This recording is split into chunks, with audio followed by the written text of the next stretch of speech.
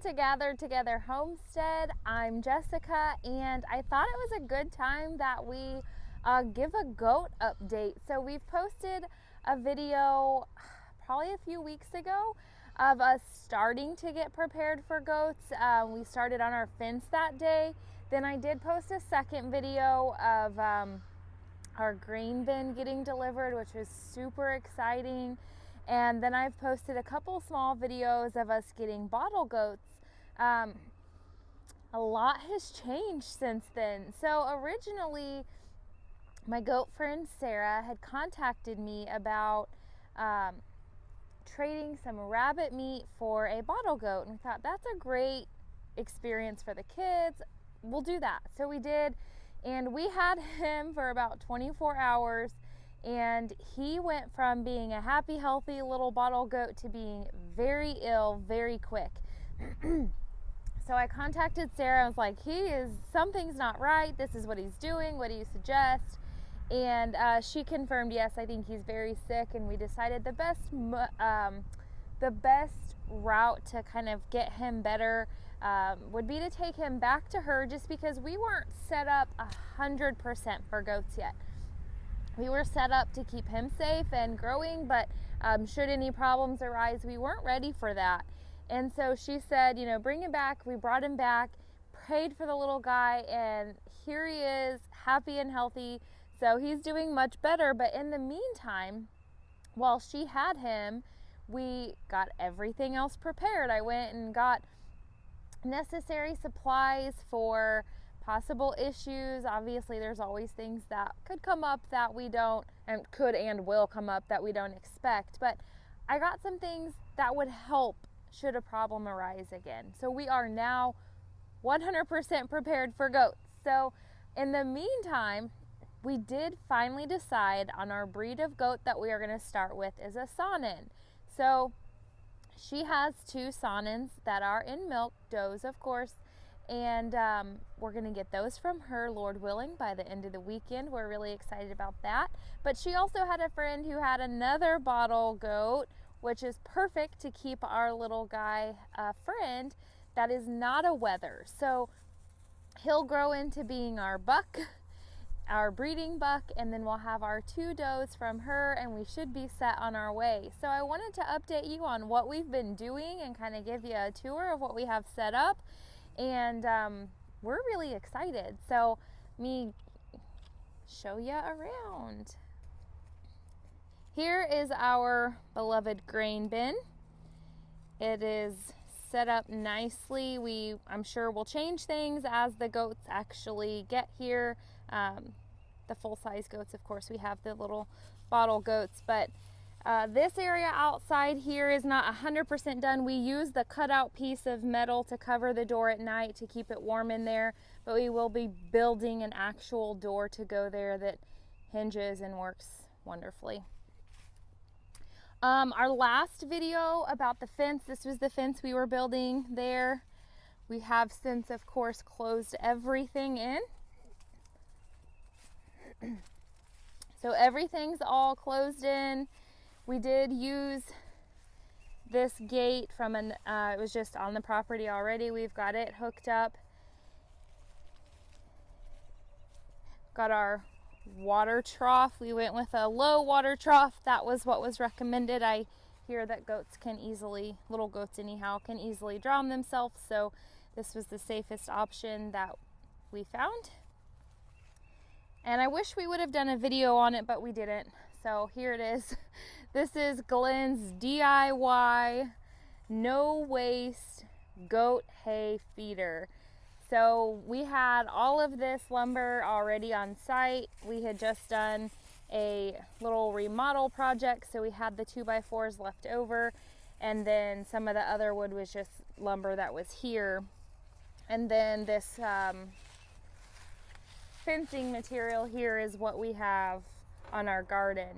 So this is all set up to keep it nice and dry for when it rains, and we have each side enclosed. We have this area here for any hay that gets dropped so that it will catch some of it. They call it a no waste, but honestly From what I hear about goats and their hay wasting, I would presume that there will still be some hay wasted, but we'll say low waste hay contraption. The goat hay feeder. The tin we used on top just because we had barn tin already. It worked as a perfect little roof to keep everything as dry as possible from the elements. So that is ready. We do have a tree that we cut down in here, and rather than take it out, we left it in here in a nice big stump, some things for them to kind of jump around on. I'm sure we're gonna build them some pallet playground or something fun. But that area over there we're gonna actually fence in as well for our bucks. We will keep the does and bucks separate since we're using our goats as dairy goats. From what I understand, when you have your bucks with your does that you're milking, your milk isn't as good because they're kind of messy. So this is the area we have cut out for the goats. We're also gonna put something around that edge so that it's not sharp at all. He did sand it off or did something to get it not as sharp. We have, I'll back up so you can see all the way.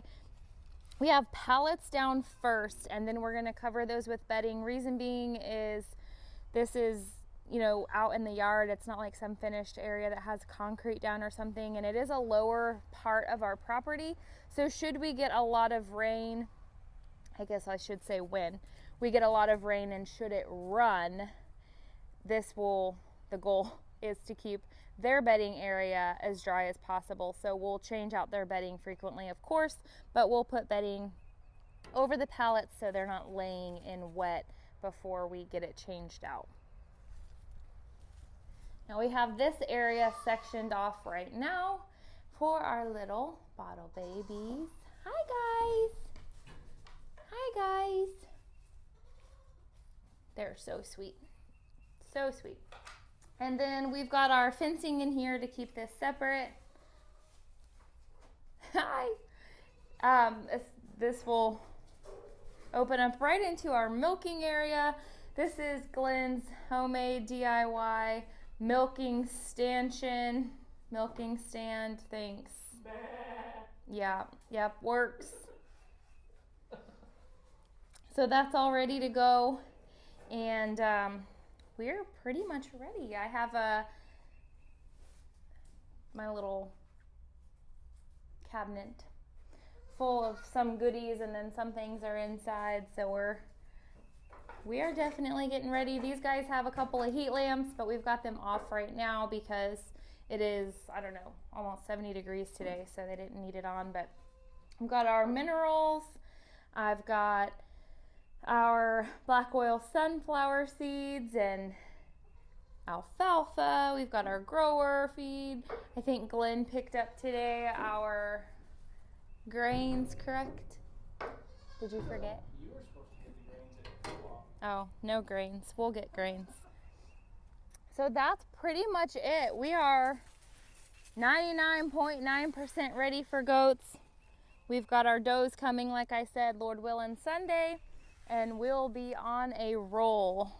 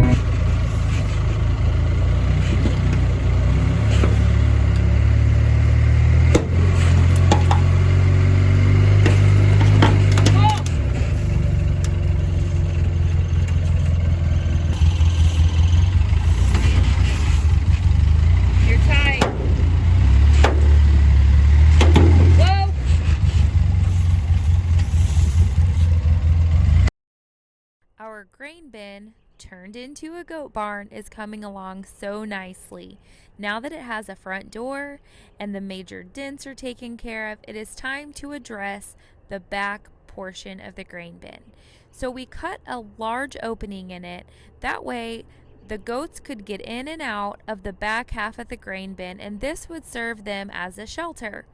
Although it is really nice that they can get in and out back here, if we get wind-driven rain, which we will, or it's windy and cold, it won't be as nice for them anymore. So we have decided to use a few pallets to keep the wind and rain at a minimum. Of course, we do understand that when it gets cold coming into next winter, we will need to make some minor adjustments just to make sure that their shelter stays nice and dry, keeping them nice and dry, happy and healthy. But for now, this is going to serve us very well, and we are so excited that we are so close to getting the rest of our goats, and we will have our entire goat herd very, very soon and be enjoying our wonderful farm fresh goat milk.